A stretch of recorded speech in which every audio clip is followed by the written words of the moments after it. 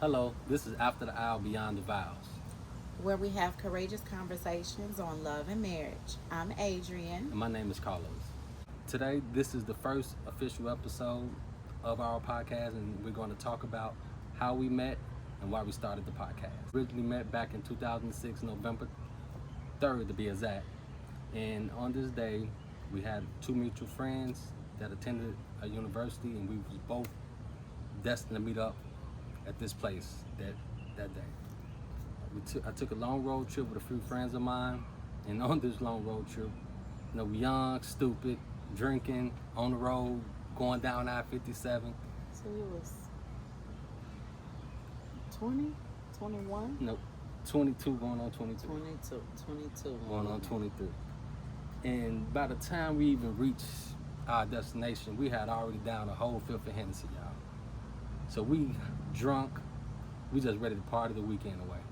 And of course, at that young age, we just chasing young ladies, young women, young girls, whatever you want to call them. And unknowns to me, I was destined to meet my wife. However, on this trip, and this can be vouched by several of my friends that was there, I said in a drunken stupor, I'm going to meet my wife. And it turned out to be true. So exactly. So I think this was the second day, and this is from my point of view. I think this was the second day. A friend of mine said, "Hey, it's a couple, young ladies, and we're gonna go hang out over there." So I said, "I'm down for it," and continuing the weekend of fun and drunken activity. And I walked in, and I seen Adrian sitting at a computer desk. And my first thoughts, I was on MySpace. she was on MySpace. So my first thoughts were, damn, I think she a freak.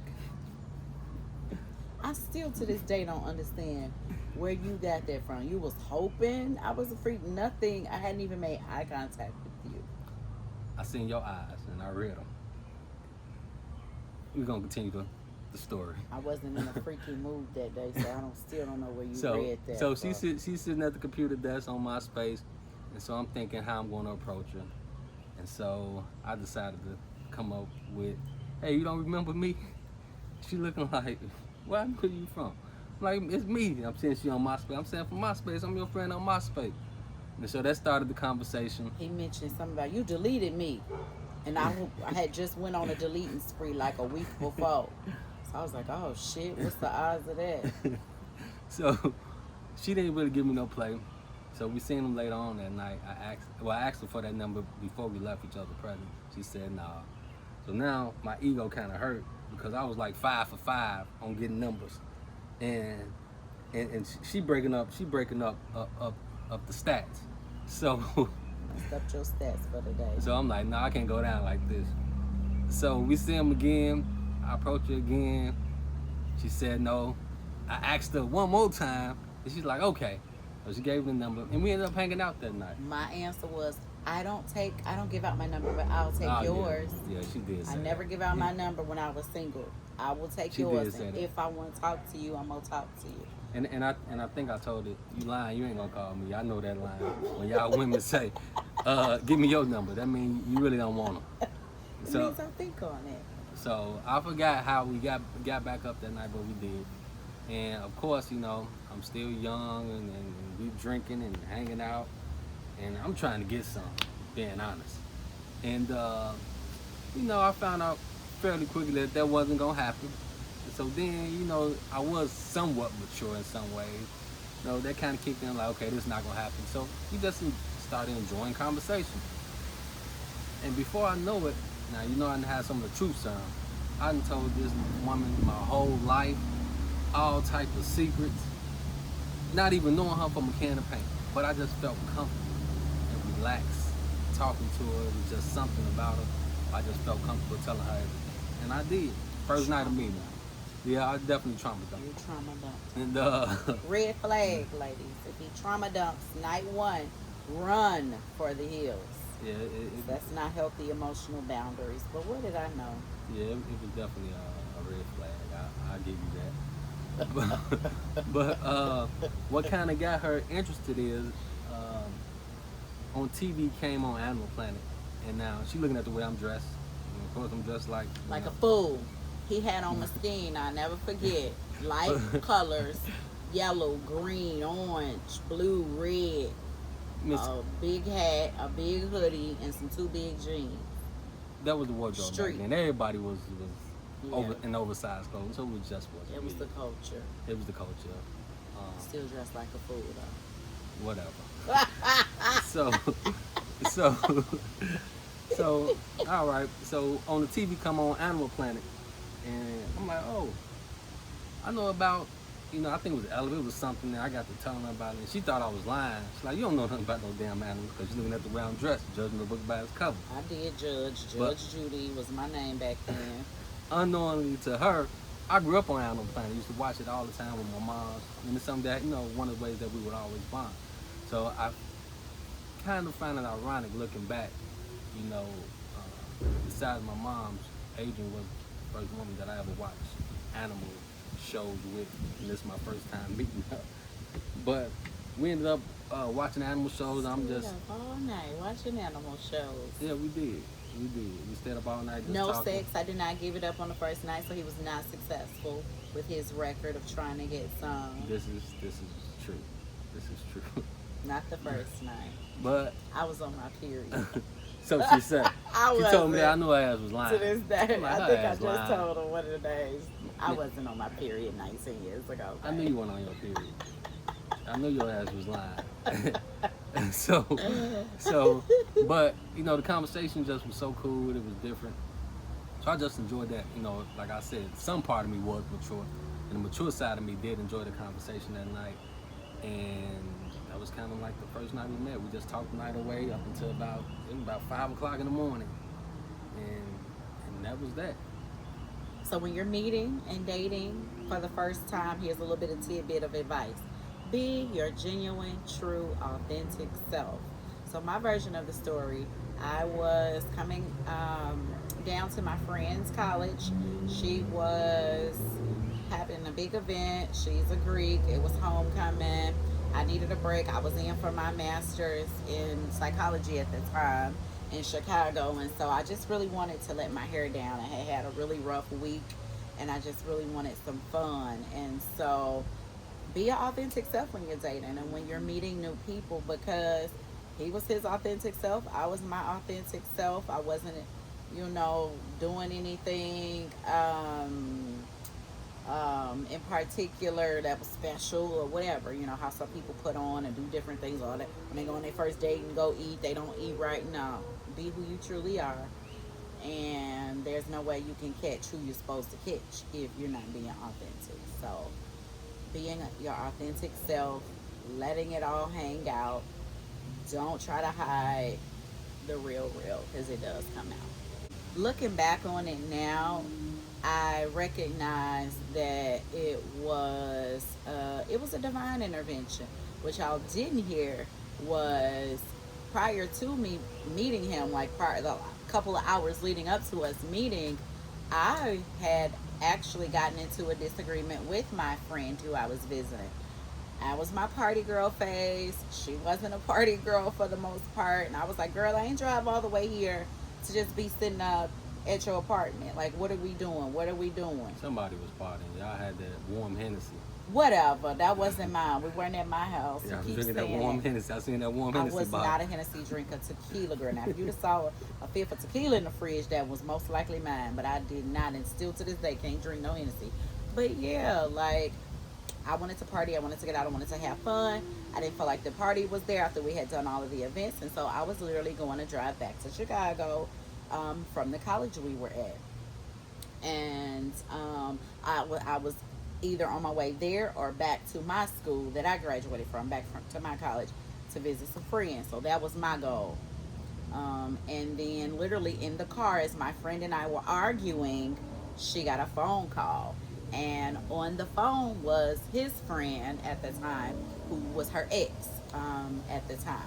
And so she and I arguing, in the middle of an argument, literally the phone rings, and his friends on the line. What you doing? Blah blah blah. And she's like, well, Adrian's about to leave. You know, I'm too boring for her, whatever it was. And I was like, well, who is it? Are they coming with friends or what they bringing? And I was like, well, if somebody's cute and brings me some chocolate, I'll stay. And that was like the joke. He's been bringing me chocolate ever since. I'm just But thinking that. he did not 19 show years up later. with chocolate, by the way. I did. But yeah, it was divine intervention because had it been an hour later that that phone call came through, I'd have been up on the highway and we never would have met. He tried to get my number that weekend 3 times, and that final time I was like, okay, you're a persistent little rascal. Let me go on there. I'm like, he's so persistent. Oh, making sure ain't no trees coming down. Yeah.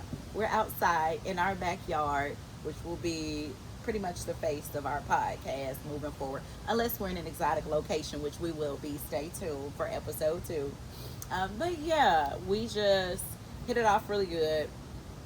Told me everything. I felt like I knew him already. I can't explain what it was, but it just made me feel comfortable. I was able to, once we started talking, because we literally talked till like 5 in the morning. Once we started talking, I felt like I knew him. He told me everything. Got you up to speed. Yeah, it was like, oh, here's what you've been missing these 22 years of my life. Okay, boom, we're going to be together. You up to speed. Pretty much. Told me all the things that would have probably shied, most people would have shied away from at the time. Most women were like, oh, that's too much, or wouldn't have known what to do with it. I'm a bit adventurous and a thrill seeker, and I was in school for my master's in clinical psychology, counseling. So It was a live case study. it was like a real live case study. It was. It was just a lot that intrigued me, and my gears were going. Like, ooh, I can help him. Ooh, we can help each other. Ooh, I like this. So Yeah. it was just 2 peas in the pod, and it was a whirlwind from there. Yeah. It was a whirlwind. We were pretty much together every day when we first met. And I was a free woman at the time. I wasn't serious with nobody. And so I cut off all the people I started talking to at the time. Don't do that. Going back in hindsight, don't do that. When you're dating, you're single until you're married. Date, figure out who you want to be, who you want to be with, how this person is, and then eliminate from them. Don't just stop talking. But in our situation, she did right. It worked out, I guess. She did right. But don't do that moving forward. Because don't do that. I had a lot going on. I ain't need to be competing with nobody. I quickly started to eliminate competition because remember back in MySpace, those days, the spying and all of that, and instantly I was going through his inbox. Who is this? Who is this chick? Oh no, you need to get rid of her. The queen's in town. I Okay? knew then she was the feds. And is. So the queen in town. None of these peasants matter because you got a queen now, and that's how I've always been throughout it all. And speaking of those red flags that you mentioned, that took place over the next 19 years, 12 years married, those red flags and how we have persevered through those and overcome them is the reason that we feel like we needed to start this podcast. We have seen, other people in other marriages, not be so successful because of some of the same things that we experienced and went through. And it finally gave us the courage to say, hey, we got this. Let's start this podcast and see if we can help people, or just share a community with people that has gone through some of the same things that we have gone through, the things that we continue to go through. Nothing is perfect. Nothing is perfect. If somebody said their relationship, their marriage is perfect, they don't have problems, you're a damn lie. You're lying. Yeah. If you Somebody say your not being marriage real. is perfect, or someone is hiding something, and people can hide very well. You have to learn how to use your discernment and your intuition to recognize when there's some lies being told and untruths in your relationship, and expose them. Don't ignore the elephant in the room. The topic of our podcast is courageous conversations for reasons, because we have always led from day one with courageous conversations that make you feel uncomfortable, that may be anxiety provoking, that may make you feel insecure, Yeah. make you feel doubtful of your own life, or your own who you are as an individual. Maybe saying things out loud don't make you feel like a good person, but when you sign up for forever with someone, um, you deserve to know the good, the bad, the ugly. So those vows, beyond the vows, we're going beyond that because we've been through all of that. Those red flags he mentioned, financial hardships. You know, someone may lose their job. That has happened. When I decided that I wanted to switch from being a counselor to a teacher and staying at home with our child during that time, I did that for 2 years. When I decided that I wanted to stop teaching and open a business, my husband allowed that. I stopped working. He's been without work before that. I've had to hold him down times. So somebody's gonna lose jobs. So financial hardships, and you got to be on the same page. They say finances is the number one reason people divorce Yeah. these days. Yeah. And of course, you got all the other factors in there. Infidelity, which we've also navigated more than once, and we'll get into that in a separate series because I believe that that was the major. Yeah. That's been the major thorn in our side in this marriage is the commitment and the infidelity. The finances, we were always pretty much on the same page and wanted the same things financially, wanting more. Yeah. But yes, the biggest issue has been infidelity, and that's something to navigate and show people that you can push past when your marriage has been broken, when betrayal has plagued your marriage, when lies are rampant in your marriage. We want to show people that it's possible Yeah. to move forward, recover, To overcome these things. and to overcome, infidelity. You don't have to divorce. You can learn other strategies, and so that's what we're here for, to show you. We've also navigated Grief. A lot of grief. I come from a huge family. Grandmother had 16 kids. So that was definitely a lot. As well as, environment, coming from a certain type of environment where you lose a lot of people along the way. I gotta speak up. Yeah, I'm sorry about that. Yeah, so coming from a certain environment where you lose a lot of people along the way. My grandmother had 16 kids, as I stated, which is a lot of us. And you get to experiencing death, and it affects us. We don't usually seek out counseling in the black community, which is a problem, because it's going to manifest some type of way. And a lot of times, anger, displacement anger, where you're taking it out on other people, but you're really just grieving, and it shows up different for everyone. But definitely grieving. She has experienced a major loss as well. Yep. So Losses, yeah, so grief, financial hardships, infidelity, parenting, trauma. Where because both people have trauma usually coming into relationships and marriages. We all bring baggage into our marriages, Yeah. into our relationships. Yeah, so navigating that can cause a lot of problems and issues as well. Like it takes a lot of self-awareness to overcome those traumas and deal with them together, and individual as well. You can't always put it all on your partner to help you get through some of the things, some of your own back, some of you got to go through on your own, stand on your own 2 feet, and come back as the better version of yourself. So that's pretty much why we started the podcast, and we hoping that this will be a great thing moving forward, not only for ourselves, but hopefully we can help some others out there overcome a lot of these same issues that we have experienced.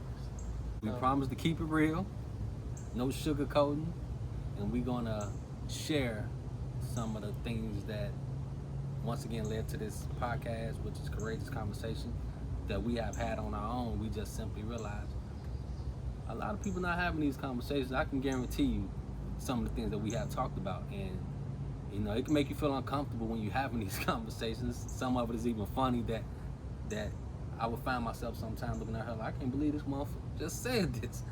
But I can appreciate the honesty, and it helps me push past how I'm feeling and get what I need to get. So we plan on having these courageous conversations on camera with ourselves. We're gonna have special guests here and there, and we're gonna also have an open forum, a page that's an open forum for us to have discussions. You know, from people from different all different walks of life. I just wanted to make sure we drive home that we plan to keep this relatable and genuine and from like a helpful let's share this standpoint. It's difficult when you're opening up your life to the world, essentially certain parts of your life, and so this has been in the making for years, but the timing wasn't correct. And so we're excited. We've celebrated 12 years of marriage yesterday.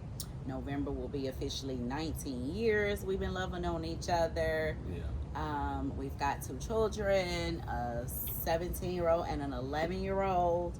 And so we've just, experienced so many different things over this course of our time together and continue to navigate some very challenging issues. And so we just want to restore hope. We're seeing these marriages drop like flies. There are people who were married in the middle of our 12 years, and they've since divorced. We've got people close to us who didn't make it, who may have married after us and didn't make it. And then it really hit me when I'm a wedding planner, so my business is Danny Simone Events, and it really hit me when I started reaching out to a few previous couples through email, through whatever, and one of my couples from 2022 recognized and let me know they didn't make it. So when I hear things like that, it just makes me sad, that wow, what could have been done. I'm always curious about, okay, what was the reason for the divorce? Was it infidelity? Was it communication issues? Is it financial and people just aren't having those conversations? It's like, what is it? Because I feel like as long as the conversations are had, it should build awareness, and it should make us more alert. It should make us more invested. Absolutely. When we have those conversations. And then you'll find that once you practice one hard conversations, it gets easier and easier. Yeah. It's like, what's the worst that can happen? Is this person good? In some cases, yes. So use your discernment. What's going to happen? Is this a safe space to share this information? So it works a couple of different ways. You got to have a person willing and bold enough to have the conversations. Before I got all refined and polished, I didn't create a safe space to have difficult conversations. I used to just shoot from the hip. It was honest, but it was also always honest, but very, what's the word? Aggressive. Okay. So I'm not aggressive anymore. I'm more what? No, you're still aggressive. I don't communicate aggressively. Do I communicate aggressively? Sometimes. When I'm mad? Yeah. Okay, when I'm mad. That's the only time? No. It's not. That's not the only time I communicate aggressively. Sometimes you ain't got to say nothing. Just look aggressive. I think I like to think I'm in an assertive communication style versus aggressive and cutthroat like I used to be. That's the word you like to use. Assertive, yeah. She's assertive. I'm an assertive communicator. Absolutely. But I have gained some tact now and cool. Yeah. I'm a classy lady. I was always classy. Just kind of mean with it. I'm no longer mean with it, but my point is going to get heard. I made you. You made me. You did. You helped me to be less aggressive and mean in my communication style. So yes, because the other person's feeling was never something I would consider. It was just about you get on my nerves, or you did this, or you did that, and I'm finna let you know, and I don't care how you feel about it. That was my previous train of thought. Now I have more consideration, because at the end of the day, the point of communicating is to reach an understanding, is to reach agreements, and hear another person's perspective outside of your own, in the hopes that it opens your mind and opens your perspective. So since I know that, the goal of communication, I'm always having that goal in mind. Okay, my point is to get this message out. How is it going to get out in the best way? My person has to receive it, how are they going to receive this in the best way? So let me send a message in the best way that the person can receive it. Because at the end of the day, we all want to be heard and understood. Absolutely. So yes, tune in weekly. Yes, on Wednesdays. Wednesdays. So after the hour, Beyond the Vows. Thank you. Have a great one. Bye bye.